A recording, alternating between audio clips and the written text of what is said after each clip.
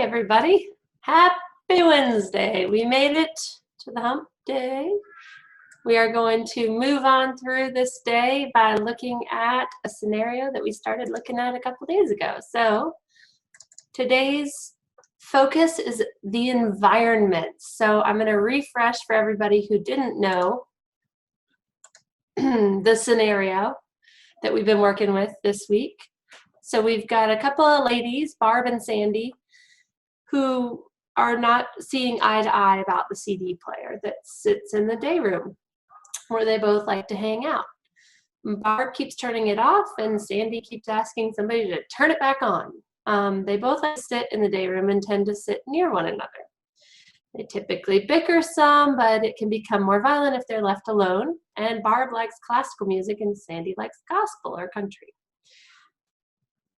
So we've taken a look at a lot of these pieces of the puzzle, and we identified that the three on the right, the environment, the stakeholders, and time, are the three we can do something about. So as a team, we decided to go ahead and focus on the environment. But a quick reminder first of Barb. Who's Barb? So we know a little bit about Barb, not a lot, but we know a little bit. She loved music. She sang opera on stage. She suffered through country music nightly with her husband. She is an introvert, and she likes to do when it comes to music, meaning she doesn't like to watch or sit passively. Music for her is an active.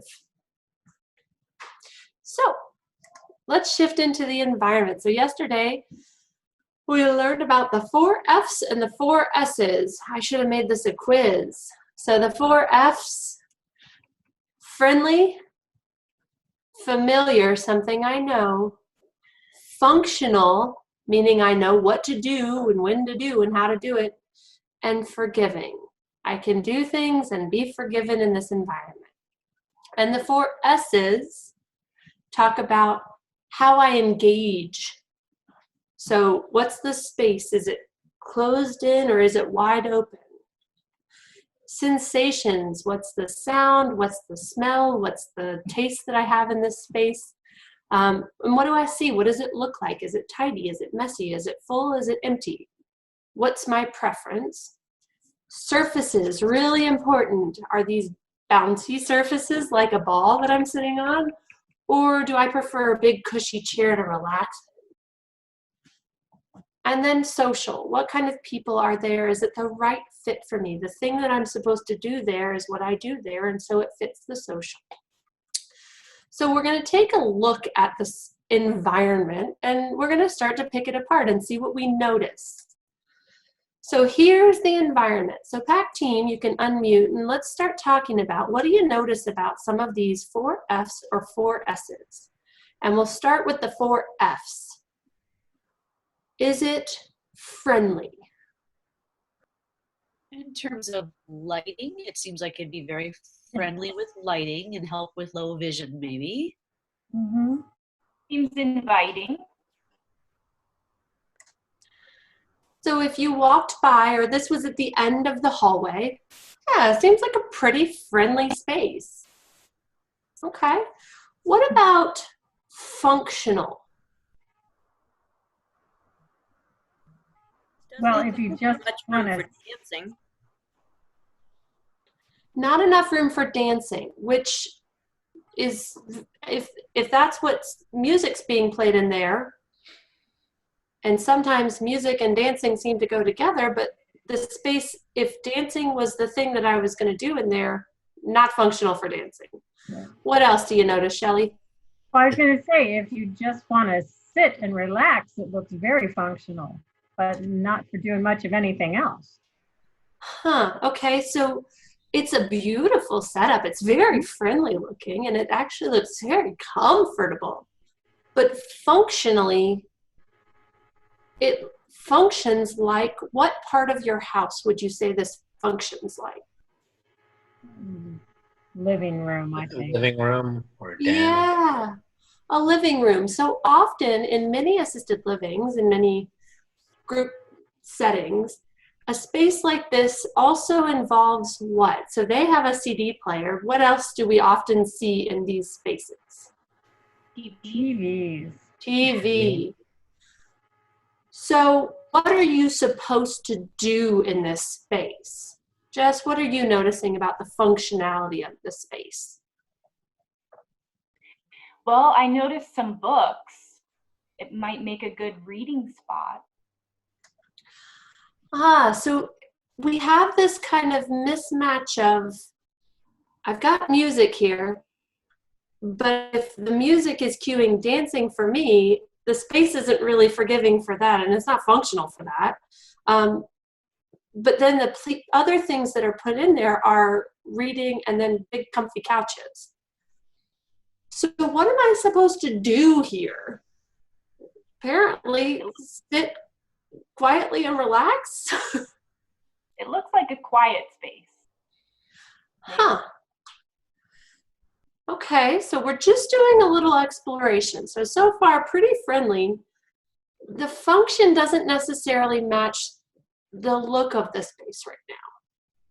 What else is going on in this space? Is it a forgiving space? The corners of things are maybe very forgiving in terms of bumping into things. But I always wonder in terms of being able to use some of the surfaces besides sitting. It's hard for me to immediately find the places where surfaces I can set things or use those other surfaces besides sitting. So functional and forgiving really need to go together when we start looking at it. Yes, it could function as a sitting space, but if it's just sitting and there's no surfaces and there's nothing else that I can use to set a drink on, is it going to be forgiven if I set a drink on that ottoman in front of me and it tips over? I can see all the faces on the call. So I can see a cat. So I do not think any beverage is safe. Right. And Karen on Facebook said this whole setting could prompt you to go outside, not just stay here. Oh, so shoot. So I might be giving cues I wasn't even thinking I was giving, because man, it looks beautiful outside. We should go out there. Mm-hmm. But what's the very next thing out of your mouth? But we can't. I'm sorry. You have to stay in here by yourself. Mm-hmm. Okay. So forgiving, not super forgiving, other than the soft corners. What about, how many of you are noticing the depth of these chairs? That actually was the first thing I saw. I'm like, people can't get out of them when they get in them.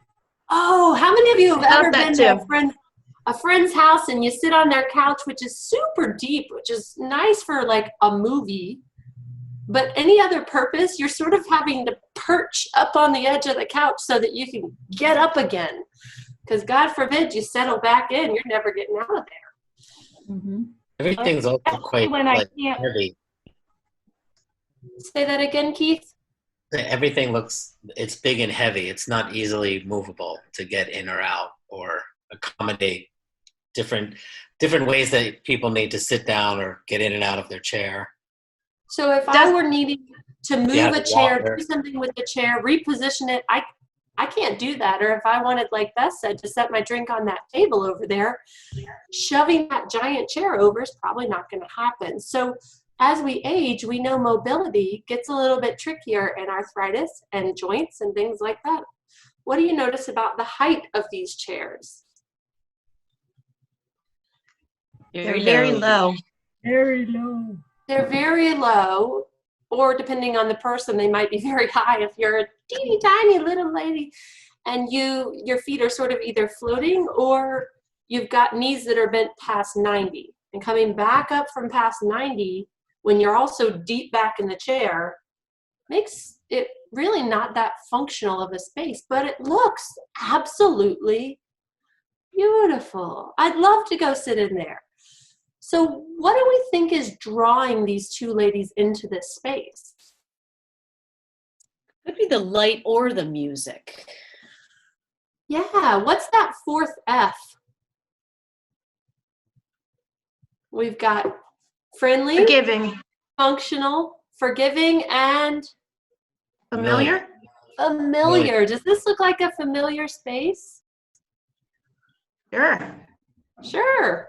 I've sat on many a couch. Comfy. Comfy, got a cat. Some flowers.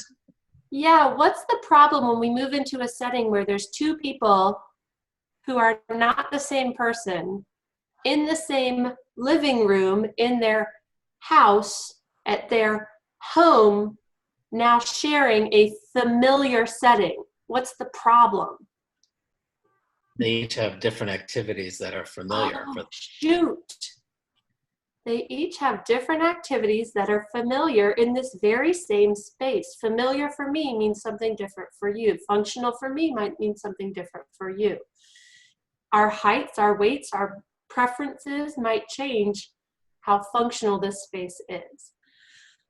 So one last thing I'd like us to look at before we shift over and make some decisions.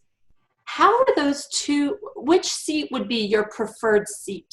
If you were to come in here and you were more of an introvert, which seats would be your preferred seat? The big wide open couch so people get close, or something else? The big one on the outside where I can get away and no one can get near me. So Catherine, it would be those chairs where you could get away. Tracy took it a step further, the table, because then I could get up and run. I don't even have to sit back in that couch. I could just go. So what's probably happening, what do you notice about the position of the two chairs that are most set for introverts? Just what do you notice? They're facing each other without a lot of ability to move around in them. So we've already said once you're in there, you're in there. And then the positioning of them is in what we call confrontational stance. So what is there for them to look at? Another person. They're staring at each other. And how does that feel after a while of this music that you don't really like that much? And then the lady over there, she keeps yelling, turn it back up, turn it on. And I said, no, turn it off. And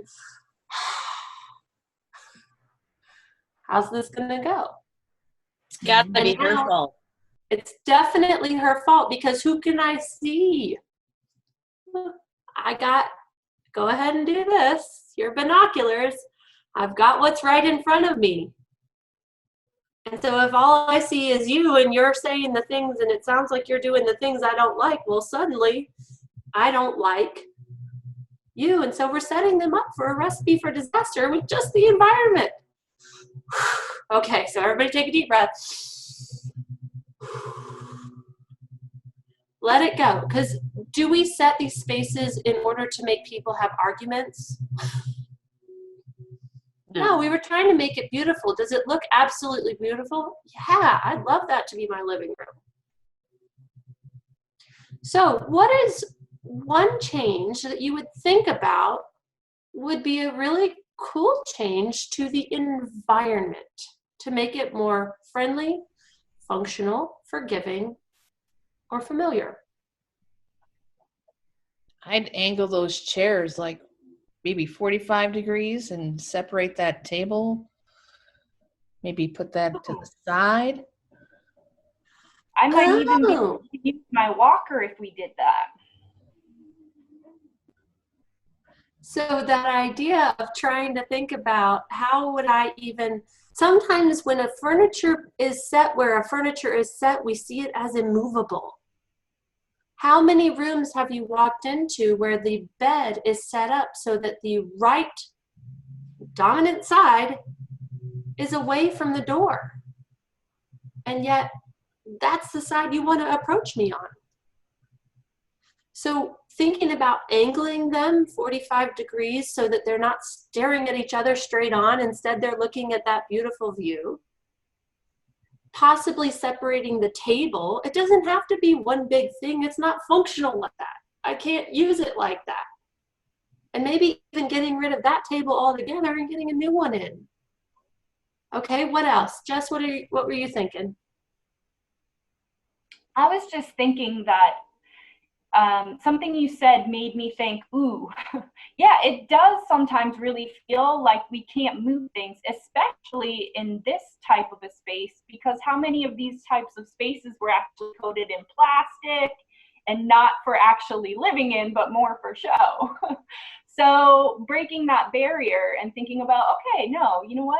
I am going to move it to make it functional. It may have been a stretch, but it really opened some doors. Yeah, so sometimes rather than putting friendly above functional, might not make it look as pretty to the eye.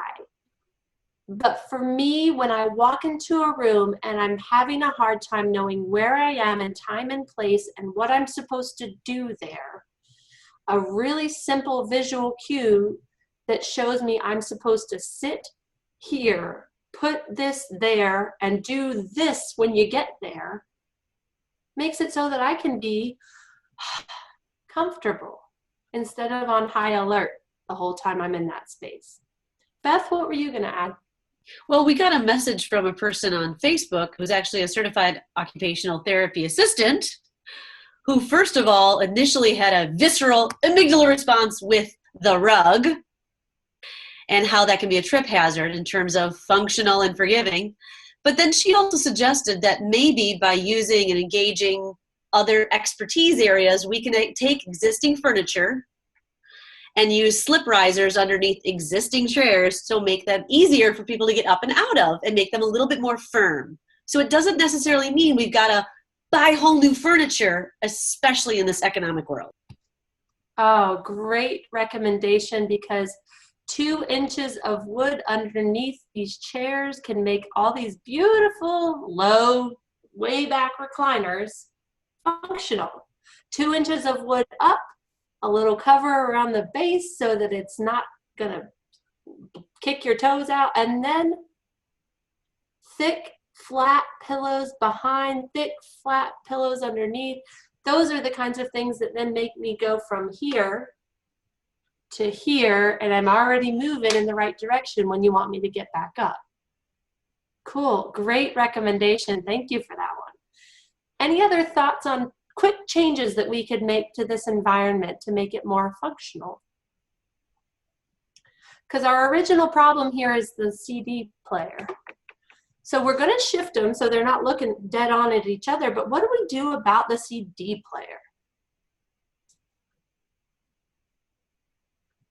Chuck it, get rid of it, don't bring it back again? I'm wondering if something about listening stations, if they're, is there a way to actually control that unfriendly sound for one person and the friendly sound for the other? So thinking about, does it have to be a CD player that plays to the whole room when that's clearly not working for everybody? Or could we think outside the box, like separating the table or putting the chair on a box that would allow us to add in a listening station for one of the chairs with headphones, while the other chair got to be in the same space, but now it's quiet. Hallelujah. The only thing is that would work for Shelly.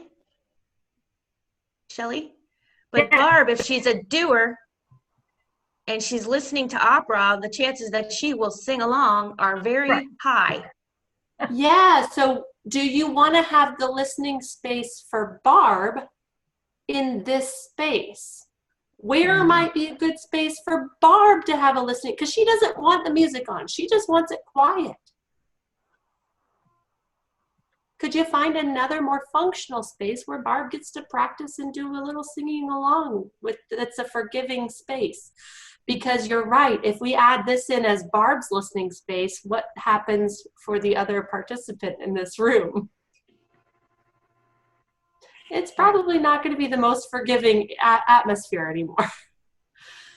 So could another option be iPods with earphones?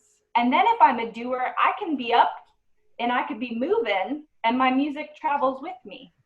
Mhm. Yeah, absolutely. So really thinking it through, but who needs to be at the center of your puzzle?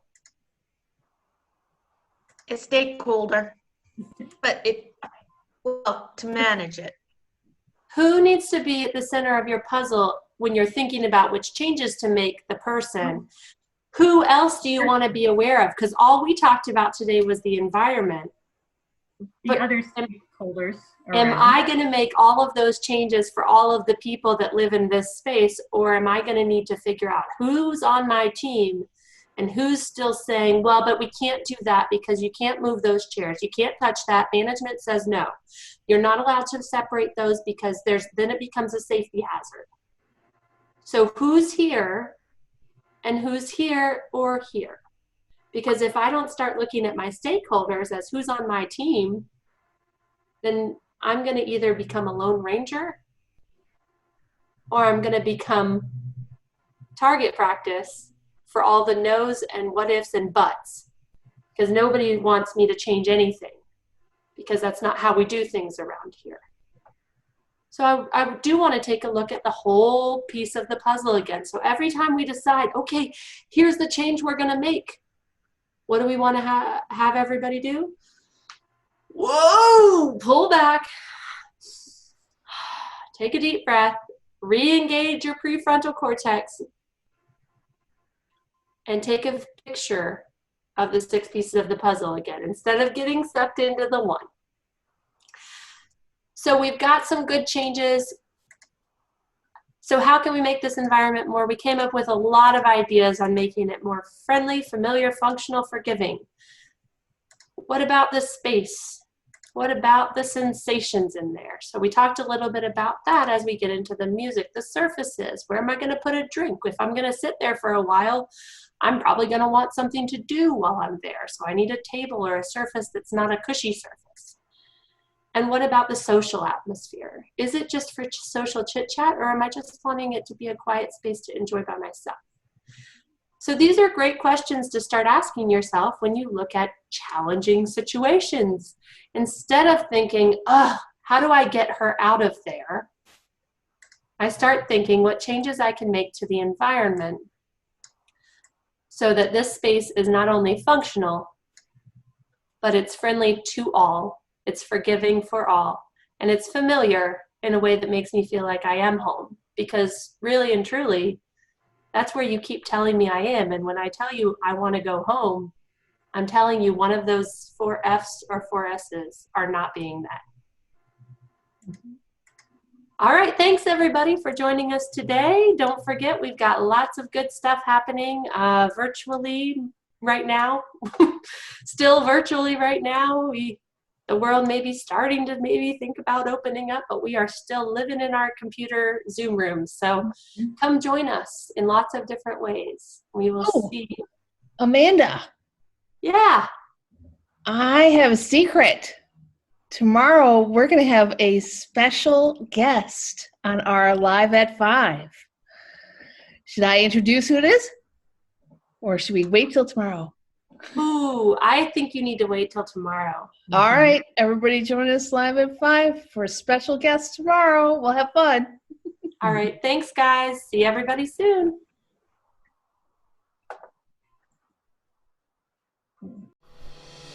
Hey folks, thanks for watching. Please like and subscribe to help us spread TEEPS's positive approach message around the world. And don't forget to click the bell to get notified when new videos are posted.